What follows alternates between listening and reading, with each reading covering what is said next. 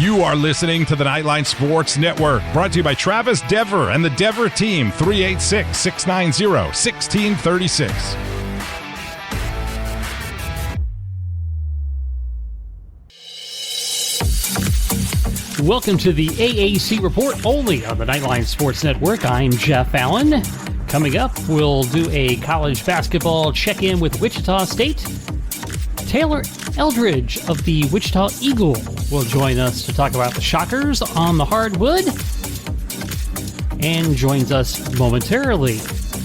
Meanwhile, we do have a race in the American for men's basketball. SMU has now taken the lead spot in conference by virtue of beating Houston last week. The Cougs also lost another game. Both are tied at 9-2, but the Mustangs now have a game in hand.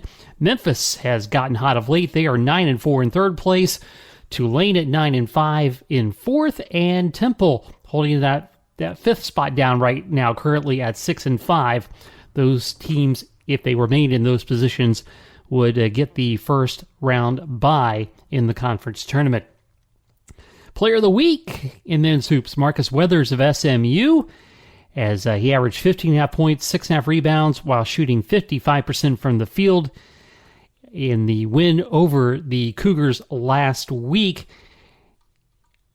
Rather, that in the East Carolina game, in the Cougar game, he had 20.7 rebounds and 5 assists there. The freshman of the week, Jalen Duren of Memphis, a double-double average of 14.5 points and 11.5 rebounds in a pair of wins for the Tigers last week, as they have gotten hot of late, as we mentioned.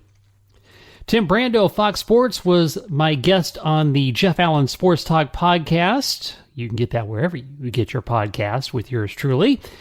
I asked him about the AAC not getting the same respect major conferences get when there is so much heavy competition and parity in the league. And I think it's especially true now with Connecticut out of the league.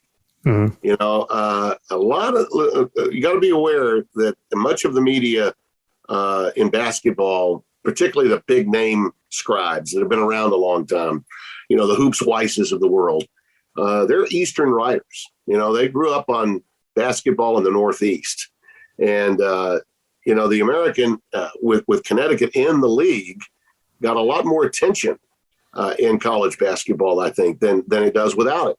You know, and that's not a knock at any of the other teams, because there's some really quality teams out there, no question about it, in that league. But Connecticut was one of those programs, you know, a former charter of the Big East, and a team that has a press corps of probably 25 to 30 that travel with them. You know, we don't see much of that in today's college basketball, a team that has that kind of posse of writers following them from place to place. Turning now to women's basketball, UCF has taken a stranglehold on first place, giving themselves some separation by virtue of their win over South Florida last week. The Knights now lead the conference at 10-1, continuing to maintain that first place position. South Florida remains in second. They are 7-3. Temple and Tulane are at 7-4, and SMU in the 5 spot at 5-3. The player of the week in women's basketball, Tanya Thompson of East Carolina, had a big offensive week last week, averaging 27.5 points and 5 rebounds in their 2 home victories last week. The freshman of the week is Anya Gordine of Temple. Had another historic week, turning in averages of 9.5 points, 9.5 rebounds, 6.5 assists, and 2.5 steals as the Owls split their game last week. She logged the 7th triple-double in conference history, and the second for the Temple freshman in as many weeks, 11 points, 15 boards, and 10 assists in their win against Tulsa. Coming up next, we will check in on the Wichita State Shockers, Taylor Eldridge of the Wichita Eagle. He's up next when the AAC report continues after this.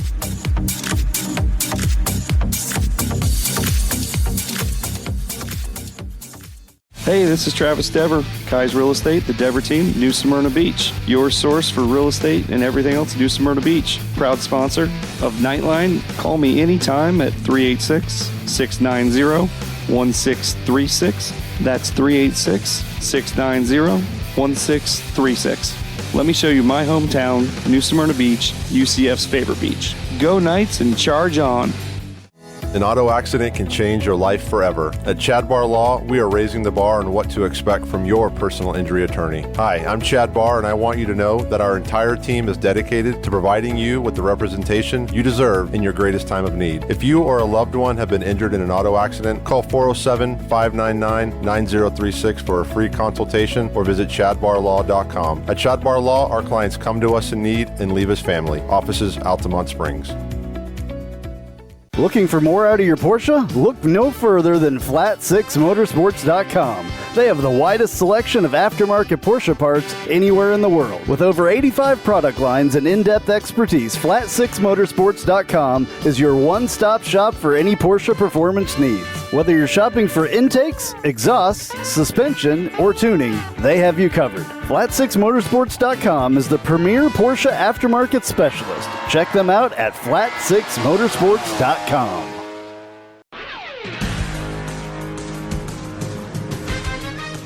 All right, we continue our college basketball check-ins as we now go to Wichita State. And time once again to have Taylor Eldridge of the Wichita Eagle back on the show. Taylor, thanks for taking the time to be here. Yeah, thanks so much for having me on. I appreciate it. No problem. So as I look at the standings, we see Wichita State at 4-6 in conference, 13-9 overall. It is just so odd to see Wichita State in the bottom part of the standings, no matter the conference, as they sit in the 8th spot right now. What would you give me your assessment on the season to date and how you think it's gone? Yeah, I mean, it's been, like you mentioned, it's a disappointment for Wichita State to be here at this point in the season. They returned a lot of the key pieces from last year's championship team. So, they expected to be right back in the mix. And, they thought they would be competing for, a championship at this point, not just trying to get a first-round bye, just trying to climb back into the top 5. So, definitely an unusual season for Wichita State by their high standards. But, they're honestly, not that far away from being at the top of the conference. They're obviously 4-6, but, you look at the last 4 losses, and, I think it only totals up to be 10 points. They're losing a lot of these games in the last minute, where last year, they were winning just about every single game that came down to the stretch. So that's really the biggest change from last season to this year, is that, they just come way back down to earth. Last year I think they won 9 in a row, decided by 5 points, and this year, they're losing almost all of those games, decided by 5 points.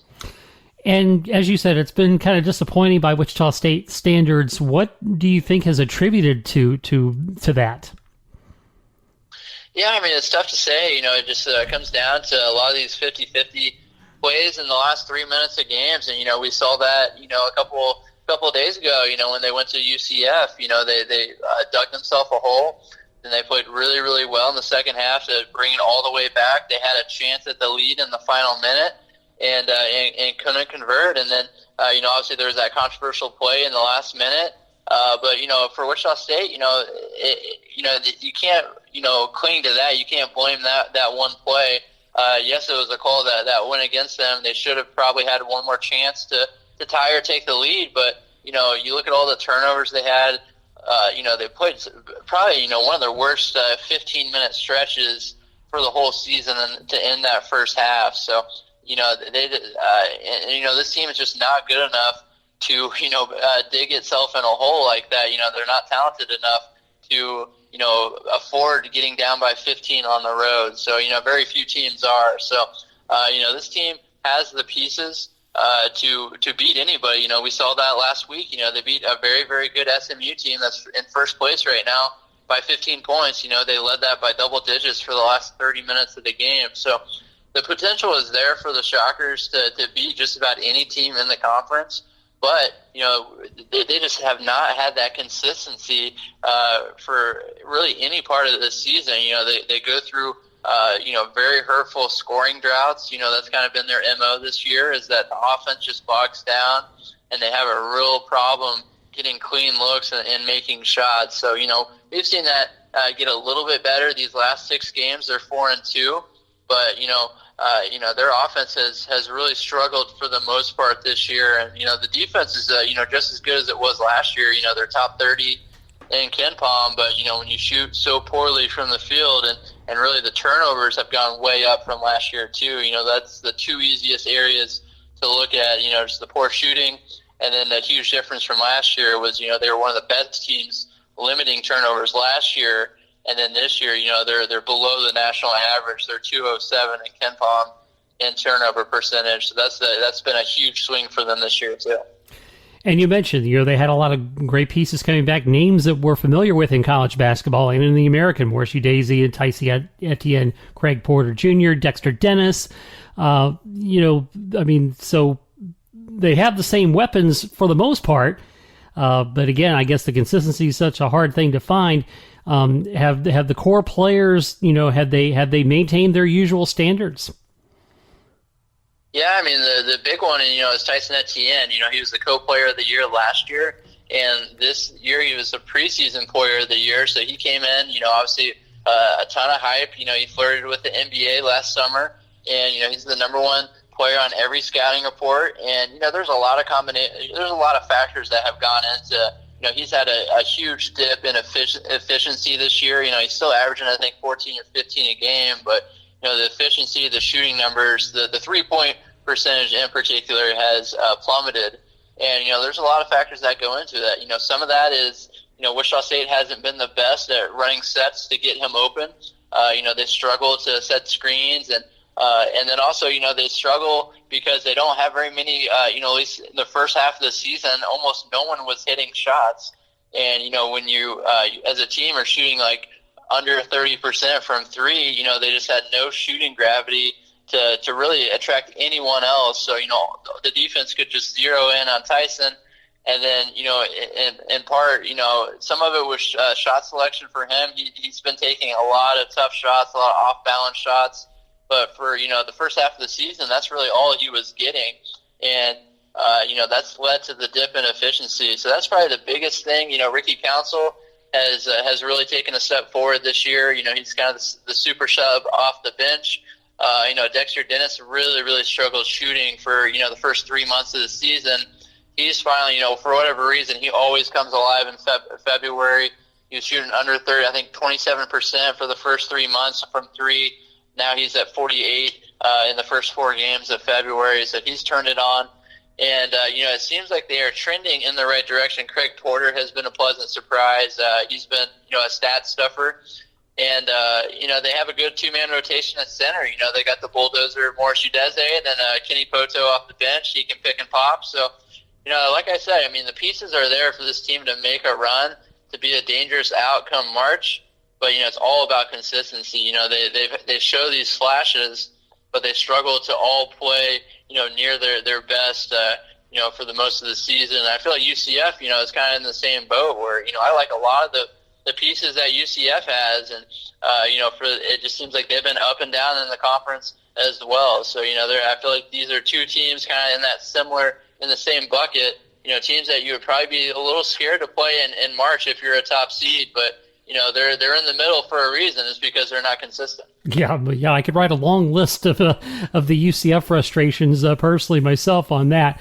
So you look at the schedule ahead as we bear down in the last couple of weeks, and it doesn't get any easier because they're going to play the top part of the conference. It's Cincinnati playing Houston, which has dropped a couple, and of course Memphis, which looks like they're coming on now that they got their players back. So it definitely will be a good litmus test, if you will, of where they could possibly go. Yeah, these next 3 are crucial for, like I said, Wichita State. Their new goal, it's pretty, demoralizing for a Wichita State fan. But really at this point, they're just trying to get that 5th place finish in the conference. That looks like the highest they can climb. And it would be key because you get that first round bye, and you don't want to leave your season, your NCAA tournament hopes to trying to win 4 games in 4 days. That's really, really tough to do. So that first round bye would be pretty crucial for Wichita State. And then they get matched up with potentially Tulane. So that's a game they lost both of those games in the regular season by 1. but they led by double digits for both of those games. So that'd be a matchup they would feel comfortable in. And then obviously you get the 1 seed in the semis, and if that's Houston, good luck there. But really, this comes down to the Shockers chasing that 5 seed, and to do so, they're probably going to have to go 4-1. The middle teams do have a pretty tough schedule, and I could see UCF and Cincinnati and Temple all taking 2 or 3 more losses this season just because of the tough teams they play. So whoever emerges from this group, and maybe surprises and gets one of those swing wins, that's the team that's going to climb. And for Wichita State, it's a huge game Thursday. That's why they needed that road game at UCF. That one felt so big in the moment. So to lose that one, they're really behind the 8 ball now, where, now you put yourself in a really, really tough spot where you probably have to go 2-1 in these next 3 games. Cincinnati and Memphis on the road, and then Houston at home. That's their pick to, just on KenPom, they're going to lose all 3 of those games just by the metrics. So, they're going to have to come up with a pretty surprising stretch. Like I said, though, I think this team has it in them to do that, but they're going to have to show us something new. They're going to have to, raise their level, not their level of play, but raise the consistency and sustain that level of play for longer than what we've seen so far to date. How has the fan support been in a season that has been unexpected like this? And is there any dissatisfaction with Isaac Brown at this point in time? Yeah, whoever was going to follow Greg Marshall was going to have a really, really tough job because, everyone's going to compare you to, what the Shockers did with Coach Marshall. And, it's just, a really, really tough coach to be compared against because that's, a legend in the coaching game, Hall of Famer. So, I think there's definitely some dissatisfaction with Wichita State fans. Like I said, this was supposed to be a season where they were chasing a championship, trying to defend that title, and then also try to get back to the NCAA tournament and keep this going. They had the pieces to do it, and it did not work out that way. The at-large bid is out the door now, so it's going to come down to, making a run in Fort Worth. And, there's definitely fans who are upset. They haven't liked the way that this season has gone. The offense has kind of come to a crawl. Like I mentioned, they've had their struggles with trying to get open shots, and it's just like the offense doesn't look pretty. And it not only doesn't look pretty, but they're just not scoring the same way they were last year. So combine those 2 things, and there's a lot of fans that are not happy with the way the season are going. It's very early on in the contract. They just gave him 5 years. After making him the full-time coach after last season's championship run. So I don't get the sense that he's on the hot seat, but, you never know. In college basketball, this is a program that's pretty proud. They're used to winning here. But, I just can't imagine a scenario where, they're paying 3 coaches at the same time. They're paying Greg Marshall for the next, 4 years. So hard to believe they would buy out another coach and then pay for another coach, with the way that the athletic department is in kind of a crux right now. I don't know where they would come up with that money. So it would have to all come from donors, and that remains to be seen, what will happen after this season. But, there's still time left on the schedule for them to turn this around. If they go 2-1 these next 3 games, you're starting to convince yourself a run is possible. And we'll see, how the March plays out. But, it's going to be a big month for the Shockers because, if this doesn't go the right way and they finish, below 500 and don't go the NIT, then I could see, a lot of transfers happening and it will be kind of a transitional period for the program because I think a lot of these guys are going to move on to the next level or go look for a new spot after this season. So could be, I could see it going in a lot of different ways. It's going to be a very interesting time in Wichita this next month, basically. All right, well, we do appreciate you giving us some insights on that, Taylor. And if you would, please let folks know where they can follow your work and coverage of Wichita State basketball. Yeah, so my work is on Kansas.com. You can go check that out on the Wichita Eagle's website. And then you can follow me on Twitter, which is just my name, Taylor Eldridge. All right, Taylor, thanks once again for being on the show. We certainly appreciate your time. All right, thank you. Bye. And we are back with some more news and notes from around the American right after this. If you haven't figured it out yet, I love Tijuana Flats. I would love them even if they weren't a partner with us on the Nightline Sports Network. They have all kinds of great Tex-Mex food, and it's fresh, by the way. Made to order burritos, tacos, enchiladas, chimichangas, quesadillas, bowls, nachos, and taco salads. And if you haven't tried the queso, you are completely missing out. It is the best queso that I've ever had in my life. Absolutely hands down. And the sauce bar that they have, everything from wild to mild in there. Absolutely awesome, awesome stuff. Not only do I love the food at Tijuana Flats, but I love the company, a UCF-born company. And they give back to the community with the Justin Queso Foundation. So head to your local Tijuana Flats. Tex-Mex for everyone.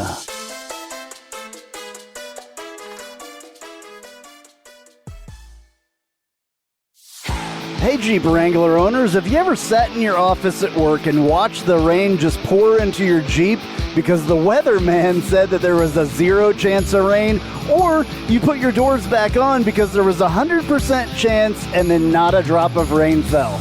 Well, there's a company out there that can help take the worry away and give you the peace of mind to be without your doors. The company's called Life Without Doors. They make waterproof rain curtains and dash covers for Wranglers. Life Without Doors is there to help make the decision to leave the doors at home an easy one. Find out more at lifewithoutdoors.com.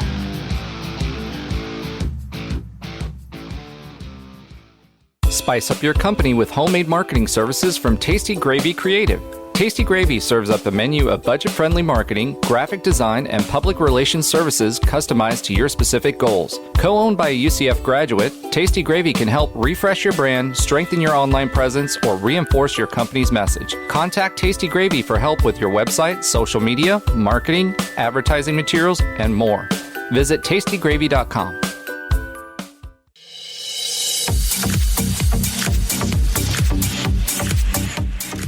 All right, checking out softball. The conference player of the week is Addison Barnard of Wichita State, one of the toughest outs in the league in the opening weekend, batting .500 with a conference high 3 home runs and 9 stolen bases in 10 attempts, and 11 runs scored for 4-1 Wichita State at Sam Houston State. Barnard added 7 RBIs, 600 on base percentage, and a 1.06 slugging percentage. And began the season with a 2-for-3 effort with a home run, 2 RBIs, 3 stolen bases, and 4 runs against Dayton. 3 RBI, 2 steals versus Sam Houston, and then closed the weekend reaching base 5 times, swiping 2 bags, and scoring 5 runs against Sam Houston. The pitcher of the week is Georgina Corrick of South Florida, becoming the Americans' all-time leader in strikeouts during a standout weekend for the Bulls at the USF Rawlings Invitational. Logged a 2-0 mark and 0 ERA in 3 appearances, 2 of those starts, yielding no walks and striking out 22 batters in 13 full innings of work. Turning to tennis, the American Athletic Conference Women's Tennis Player of the Week, Lily Hutchings of Tulsa, came back from a 2-week layoff to win both singles and doubles in their 6-1 victory against Tulane.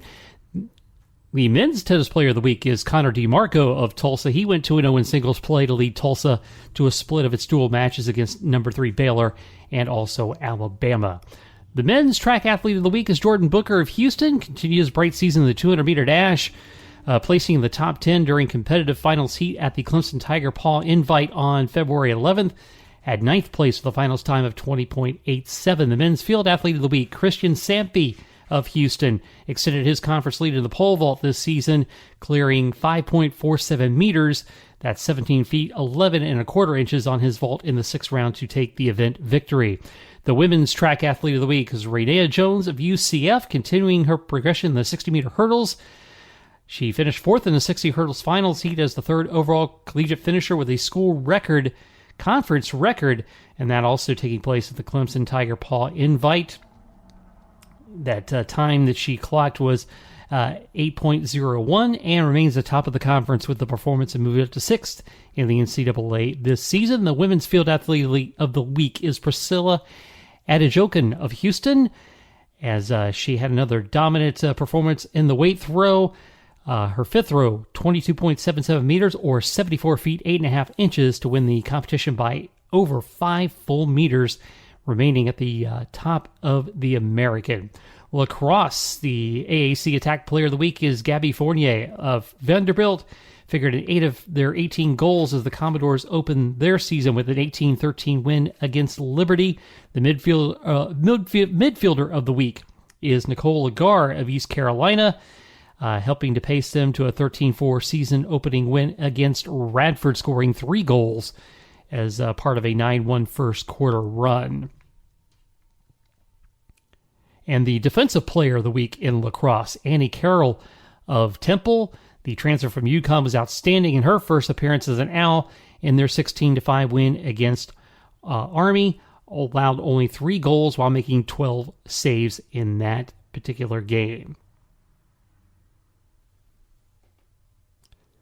The freshman of the week, Emma Lopinto of Florida, led all scores to 8 points in her collegiate debut as the Gators defeated Kennesaw State 22-7 to open the season. And finally, Commissioner Mike Oresco has penned an open letter to college football to address expansion of the college football playoff and those challenges associated with it. You can read the entire letter at the AAC's website, theamerican.org. That's going to do it for this week's show. As always, please follow me on Twitter at JeffAllen_88. And you can follow the Nightline Sports Network at UCF_Nightline. This has been the AAC Report, only on the Nightline Sports Network. I'm Jeff Allen. Thanks for listening.